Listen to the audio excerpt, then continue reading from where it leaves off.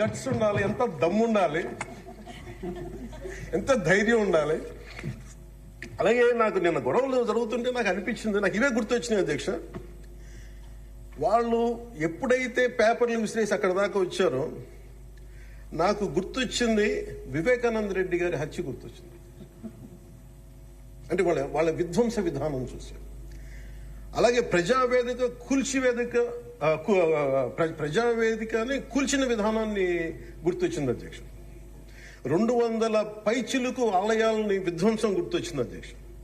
Doctor Sudhakar గారు చనిపోయిన విధానం గుర్తొచ్చింది అధ్యక్ష. జంగారెడ్డి కల్తీ సారాలో చనిపోయిన చావులు గుర్తొచ్చినాయి అధ్యక్ష. సుప్రీంకోర్టు జడ్జిలతో లెటర్ రాసిన విధానం గుర్తొచ్చింది అధ్యక్ష. వాళ్ళు చేసిన గొడవకి మన హైకోర్టు, ఆంధ్రప్రదేశ్ హైకోర్టు జడ్జెస్ ని సోషల్ మీడియాలో బూతులు తిట్టిన విధానం గుర్తొచ్చింది అధ్యక్ష. సోషల్ మీడియా అబ్యూస్ గుర్తొచ్చింది అధ్యక్ష. పత్రికాధిపతులపై దాడులు గుర్తొచ్చినాయి అధ్యక్ష. రివర్స్ టెండరింగ్ గుర్తొచ్చింది అధ్యక్ష. పాలసీ టెర్రరిజం గుర్తొచ్చింది అధ్యక్ష.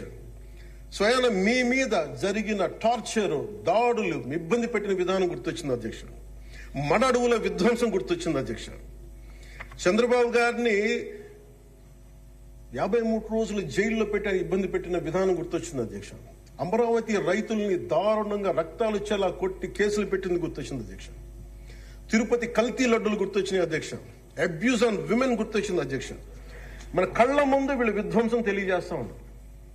వీళ్ళు ఈ స్థాయిలో ఇక్కడ ప్రవర్తిస్తే దానికి సంబంధించి బయట ఇట్లాంటి గొడవలు జరుగుతాయి అధ్యక్ష. ఇది మారాలి అని చెప్పి మనం మాట్లాడితే ప్రజలు మనకి ఈ రోజున ఇంత అత్యధిక బలంతో మనల్ని ఇక్కడ నుంచోబెట్టారు అధ్యక్ష, ఇక్కడ కూర్చోబెట్టారు మనందరూ. దీనికి గౌరవ ముఖ్యమంత్రి గారు ప్రదేశాలు చెప్తా ఉంటారు.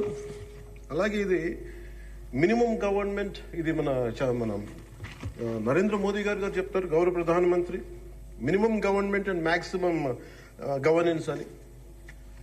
దాంట్లో భాగంగానే చాలా గ్రేట్ అడ్మినిస్ట్రేటివ్ రిఫార్మ్స్ పట్టుకొచ్చారు. ఈ రోజున వాట్సాప్ గవర్నెన్స్ కూడా ముందుకు తీసుకెళ్ళడానికి ఆయన అనుభవం.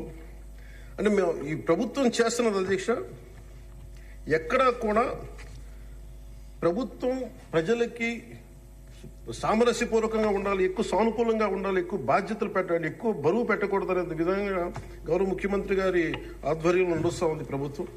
మేమందరం ఆయనకి సహాయ సహకారాలు అందిస్తా ఉన్నాం అధ్యక్ష. Governor his excellency Abdul Nazir గారికి రాష్ట్ర ప్రభుత్వ అధిపతిగా గవర్నర్ హోదాలో శాసనసభను ఉద్దేశించి రాష్ట్ర అభివృద్ధి భవిష్యత్ నమూనాను దిశానిర్దేశం చేసినందుకు వారికి నా హృదయపూర్వక కృతజ్ఞతలు. అలాంటి ఉన్నతమైన వ్యక్తి ఇస్తున్న సందేశాన్ని చూసి వైసీపీ వాళ్ళు బాయ్కాట్ చేయడం చాలా దురదృష్టకరం. ఇలాంటి